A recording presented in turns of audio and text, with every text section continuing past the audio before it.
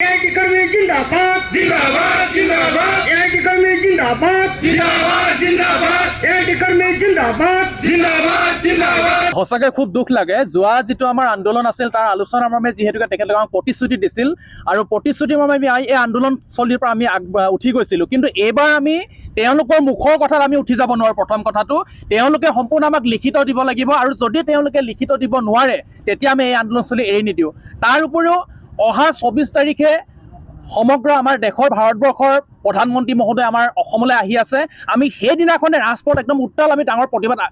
গঢ়ি তুলিম আৰু সমগ্ৰ অসমৰ আজি এই আন্দোলনস্থলীত উপস্থিত নোহোৱা প্ৰতিজন এআইটি সতীৰ্থ হৈ আমাৰ ইয়াত উপস্থিত হ'ব আৰু এটা বিষয় মই অৱগত কৰিব বিচাৰিছোঁ যোৱাটো যিটো অসম বাজেট অধিৱেশন আছিল তাত মাননীয় আমাৰ মন্ত্ৰী আছিল অতুল বৰা মহোদয় তো তেখেতক আমাৰ এজন বিধায়ক মহোদয়ে উত্থাপন কৰিছিল যে এআইটিৰ দাবীটো কেতিয়া পূৰ্ণ কৰিব কিন্তু তেখেতে দাবীটোৰ প্ৰশ্ন যেনেকুৱা ধৰণৰ কৰাৰ পিছত এনেকুৱা ধৰণৰ বেবেৰিমাক এটা প্ৰশ্ন দিলে য'ত যে মেইন পাৱাৰ শ্বৰ্টেজ আছে তাৰ উপৰিও গাহৰি কণী মাংসৰ কথা কৈ তেখেতলোকে মানে আমাৰ এই বিষয়টো ক'ৰবাত মানে ঠেলি হেঁচি পঠিয়াই এটা অনুভৱ হয় তো এইখিনি ক্ষেত্ৰত আমি অনুভৱটো কৰিছোঁ যে কি এতিয়া আমি এইকেইদিন বিভাগৰ বৰমূৰীয়া ঘৰত দৌৰি বা মন্ত্ৰী মহোদয়ৰ ওচৰত দৌৰি আমি অনুভৱটো কৰিছোঁ যে ইয়াত তেওঁলোকৰ মাজত বেহত কিবা এটা ৰহস্যতা সোমাই আছে তো অসমৰ মাননীয় মুখ্যমন্ত্ৰীক মই কাটৰ অনুৰোধ কৰিছোঁ এই বিষয়টোৰ ওপৰত এআইটিৰ ওপৰত সম্পূৰ্ণ চিবিআই তদন্ত হ'ব লাগে আলদাৰ ওপৰত চিবিআই তদন্ত হ'ব লাগে মণিদীপ দাসৰ ওপৰত চিবিআই তদন্ত হ'ব লাগে আমি কাটৰ অনুৰোধ জনাইছোঁ আৰু ইমান এটা ভয়াৱহ আমি উদাহৰণ হিচাপে যদি দিবলৈ যাওঁ এজনী মহিলাই গৰ্ভধাৰণ কৰা সময়খিনিৰ পৰা শিশুটো জন্ম হোৱালৈকে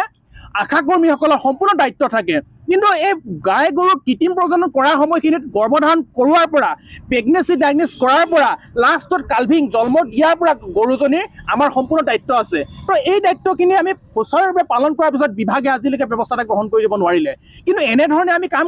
থাকিবতো নোৱাৰোঁ আমাৰ পৰিয়াল আছে আমি বাৰে অনুৰোধ কৰি আহিছোঁ আৰু এই সংগ্ৰামটো আজি নাই 2005 বৰ্ষৰ পৰা সংগ্ৰামটো চলি আহিছে তেখেতলোকে ভেকচিনৰ কাৰণে কোটি টকা তেখেতলোকে নিৰ্ধাৰণ কৰে ডিপাৰ্টমেণ্টেলি আকৌ চেঞ্চাছৰ কাৰণে নিৰ্ধাৰণ কৰিছে ঠিক সেইদৰে আৰ্টিফিচিয়েল ইনচিমিনেশ্যনৰ কাৰণে কোটি টকা নিৰ্ধাৰণ কৰে সেই টকাবোৰ আমাক ইনচেণ্টিভ হিচাপে কোনো প্ৰয়োজনবোধ নকৰোঁ আৰু নেলাগে আৰু তেওঁলোকে কিহৰ পইচা কেতিয়া দিয়ে তাৰ কোনো হিচাপ নাই বৰ্তমান সেইবোৰ সম্পূৰ্ণ বন্ধ ৰাখি আমাক এটা সিদ্ধান্ত দিব লাগিব নহ'লে অহা 24 তাৰিখৰ ভিতৰত আমি প্ৰধানমন্ত্ৰী অহাৰ দিনাখনে আমি তীব্ৰ আন্দোলন গঢ়ি তুলিম আৰু ৰাজপথ আন্দোলন গঢ়ি তুলিম ধন্যবাদ যিকোনো খবৰৰ বাবে যোগাযোগ কৰক 7099017330 লগতে 7099017110 নম্বৰত